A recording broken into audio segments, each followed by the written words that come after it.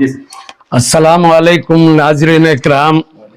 आज हम यहाँ शहर मैसूर में सुभाष नगर सैयद शकीबुर रहमान साहब के मकान पर मौजूद हैं। हमारे वफ्द में जो है हमारे बन्नी मंडप के इंजीनियर सगीर अहमद साहब, मामबल्ली से आए हुए सिल्क मर्चेंट सरदार साहब, माइनॉरिटी के साबिक़ चेयरमैन हमारे अकबर साहब, साबिक़ कारपोरेटर सुहेल बेग साहब, 5 स्टार लैंड्री के मालिक जनाब सरदार साहब और हमारे मैसूर सिटी वक्फ कमेटी के वाइस चेयरमैन जनाब सैयद रहमान उर्फ खलील साहब, अकरम शरीफ साहब, हमारे अरशद साहब के मौलाना के भाई भी इस वफ्द में मौजूद हैं। आज हम आपसे ये कहना चाह रहे हैं कि सैयद शकीबुर रहमान साहब एक ऐसी शख्सियत हैं, इन्होंने 1970 पर 3 में बी का इम्तिहान जेसी में पास करते ही आपको जेसी में टीचिंग के लिए फौरन उसी वक्त आपको अपॉइंट कर लिया गया। 1970 पर 3 से 2017 तक यानी 40 पर 4 साल आपकी खिदमत रही। इसी दौरान इन्होंने पीएचडी और आईआईटी मद्रास से कर लिए। वीटीयू यानी विश्वेश्वरैया टेक्निकल यूनिवर्सिटी में एग्जीक्यूटिव मेंबर 4 मर्तबा रहे। ये अपने आप में एक रिकॉर्ड है। वीटीयू में 2 मर्तबा अकादमी के सेनेट मेंबर रहे, 1 मर्तबा डीन बने। 2007 से 2010 तक आप डीन बने रहे, इस ओहदे पर फाइज रहे और प्रिंसिपल भी रहे। मसाजिदों के ताल्लुक से इनके बहुत बड़े खिदमात थी। खरियों की मसाजिदें हो या सिटी की मसाजिदें हो, इन्हीं से राबिता करते ही और आप वहां का प्लान एस्टीमेट और साइल चेक करके वहां की मिट्टी को ये कितना फाउंडेशन डालना चाहिए और कितने फ्लोर बना सकते हैं, ये तमाम आप मसाजिदों के जिम्मेदारों को बताते हैं। इसी तरह आप अपने वालिद मोहतरम के बारे में मैं क्या कहूँ, सैयद अब्दुल रहमान साहब जो एमएलसी बने रहे मैसूर से, और उस तक आप 2 मर्तबा एमएलसी बनने के बावजूद आप 2 मर्तबा मैसूर सिटी के हमारे मैसूर डिस्ट्रिक्ट वक्फ कमेटी के चेयरमैन रहे। और आपको ये बात बताते चलूं, मैं कई मर्तबा मैं ये कह चुका हूं, सैयद अब्दुल रहमान साहब मरहूम के ताल्लुक से अजीज सेठ साहब मरहूम को और सैयद अब्दुल रहमान साहब को सियासी अनबन थी, लेकिन उसके बावजूद अजीज सेठ साहब मरहूम ने 2 मर्तबा आप ही को मैसूर सिटी डिस्ट्रिक्ट वक्फ कमेटी के चेयरमैन नामजद किए। इसके बाद इसके सिलसिले में मैं आज ये कहना चाहूंगा, अल्लाह ताला उन्हें करवट करवट जन्नत नसीब फरमाए, उनकी खबर को नूर से मुनव्वर फरमाए। सैयद शकीबुर रहमान साहब के खिदमत में मैसूर के मुस्लिम हॉस्टल जो सरस्वतीपुरम में मौजूद है उसके जिम्मेदार भी हैं। यह एक ऐसा इदारा है जो शहर मैसूर में फल फूल रहा है। और एक बात आपके सामने यह भी कहना चाहूंगा कि मुलायम सिंह यादव के बेटे अखिलेश यादव आपके शागिर्द रहे। जेसी कॉलेज में जब वो तालीम हासिल कर रहे थे आप वहां के प्रिंसिपल रहे, और जब वो अखिलेश यादव यूपी के चीफ मिनिस्टर बने तो जब उन्हें मैसूर को आना हुआ तो सैयद शकीबुर रहमान साहब के मकान पर अपनी फैमिली के साथ आकर आपके खिदमात को सराहते हुए आपसे वो आशीर्वाद लेकर आपसे मिलकर गए। ये इतनी बड़ी शख्सियत है। आज जो उदयगिरी बना हुआ है, मैं बीच में वो एक बात भूल ही गया, उदयगिरी जो मोहल्ला बना हुआ है उस वक्त उदयगिरी नहीं था। जब आप इसके सिटी इंप्रूवमेंट ट्रस्ट बोर्ड के मेंबर रहे आप सैयद अब्दुल रहमान साहब मरहूम ने हमारे मुसलमानों को घर घर जाकर अलॉटमेंट, ब्लैंक अलॉटमेंट देकर आप थोड़े थोड़े पैसे करके बांध लीजिए, एक दिन आप मुझे याद करेंगे इंशाअल्लाह। उसी तरह आज जो उदयगिरी घनी मुस्लिम आबादी वाला इलाका बना है, इन्हीं की कोशिशों और काविशों का नतीजा है। और आपके नाम से सैयद अब्दुल रहमान रोड जो खुबा मस्जिद को बिल्कुल सीधे जाता है, उसका नाम भी आप ही के नाम से रखा गया है। तो सर ऐसे में जिन हस्तियों ने इस तरह के खिदमत अंजाम दी हैं और शकीब रहमान साहब जो सालों से मैसूर की शान रहे हैं, सर ऐसे लोगों को सराहना के लिए आप जो आए हैं, सर नौजवानों को क्या कहना चाहेंगे तारीख के सिलसिले में, वो किस तरह आगे बढ़े? देखिए 40 पर 4 साल आपकी खिदमत रही, 2017 में आप रिटायर्ड हुए, लेकिन मसाजिदों की खिदमत आज भी आपकी जारी है। उस वक्त आज के जो नौजवान 35 साल 40 साल के ही, मैं समझता हूं उनको कुछ मालूम ही नहीं है। जो खिदमत करके कई लोग अल्लाह को प्यारे हो गए, इनके ताल्लुक से उन्हें कुछ भी मालूम नहीं है। इसलिए हमने ये सिलसिला जो शुरू किया है शहर मैसूर के अनमोल रतन के नाम से, उसमें ये भी ये शहर मैसूर के अनमोल रतन में शामिल होते हैं। क्या ये सिलसिला आगे बढ़ेगा सर? इंशाअल्लाह जरूर ये सिलसिला चलते चलते रियासत तक पहुंचेगा इंशाअल्लाह।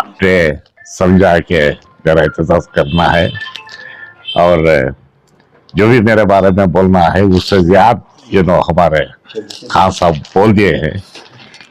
बस अल्लाह मुझे मेरे से जो भी खिदमत लेना था वो लिया है और ले रहा है, और कभी मैं कोई वहदे के पीछे गया नहीं। आप एग्जीक्यूटिव काउंसिल मेंबरशिप के बारे में भी बोल रहे थे वीडियो में।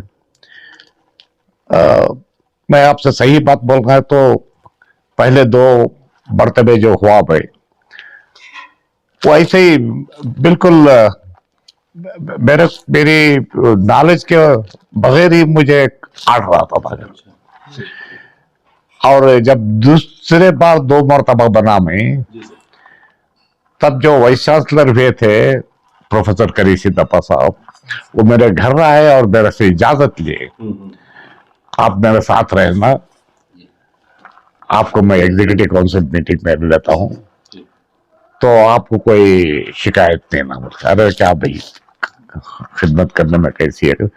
वो 6 साल रहे, 2 टर्म, और 2 टर्म भी मुझे एग्जीक्यूटिव काउंसिल में दी, और 2 टर्म जैसा आप खान साहब बोले वो एकेडमिक सेनेट में भी रहा, उसी दौर में मैं डीन भी रहा।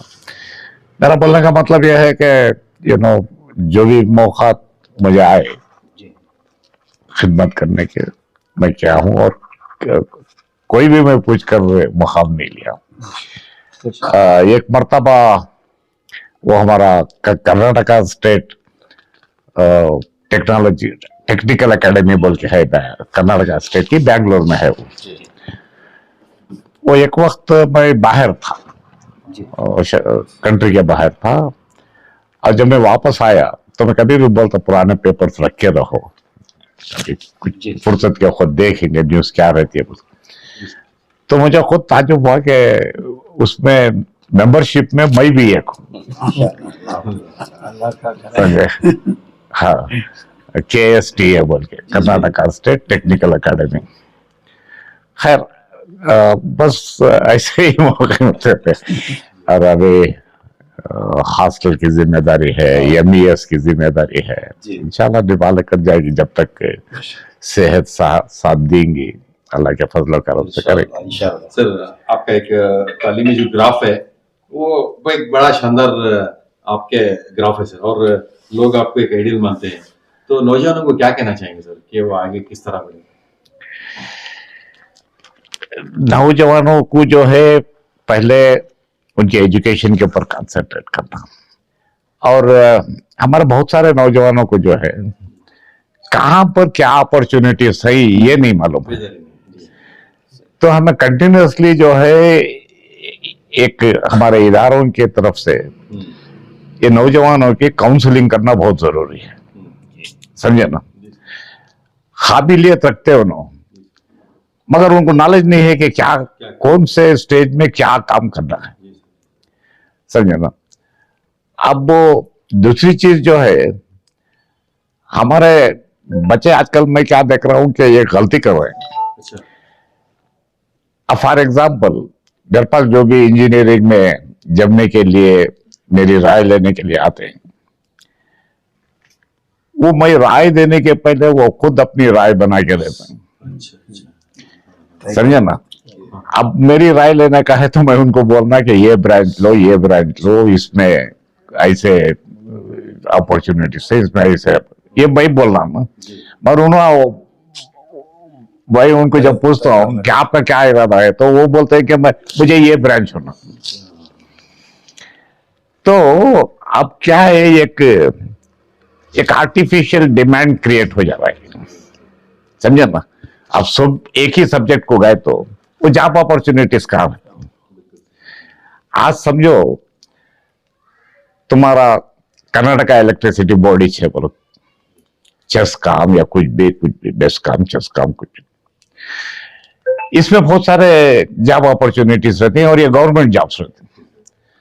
मगर हमारे बच्चे इलेक्ट्रिकल इंजीनियरिंग पढ़ने तैयार ही नहीं।